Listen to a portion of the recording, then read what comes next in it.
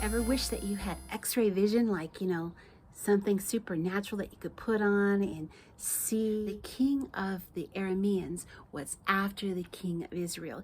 He wanted him dead. And but the deck was stacked against him, because in the midst of Israel was a man of God, a prophet, and his name was Elisha. And Elisha heard from God.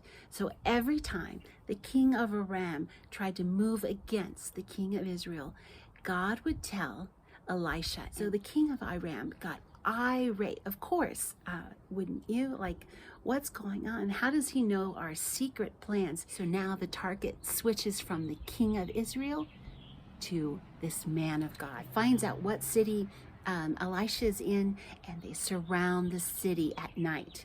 And the next morning, a servant of Elisha's could see this great army amassed against him, and he comes to Elisha and he says, "What are we going to do? Oh my gosh!" And when his eyes were opened, he could see on them all around their camp was horses and chariots.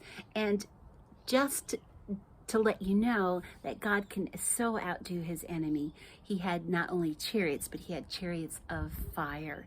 And so when the servant saw all of that, of course he's thinking, yeah, okay, I'm not worried anymore. Eyes are instrumental. And so he prays for the armies to be blinded. And the king of Israel's thinking, hey, these are my enemies now. They're here. Should I come against them? Elisha says, nope, just offer them a big feast. God is all about setting a dinner, setting a place for all the peoples, including his enemies, so that we all might sit at his table. So today, instead of praying for x-ray vision, let's pray for God to open our eyes. We fix our eyes not on what is seen, but what is unseen.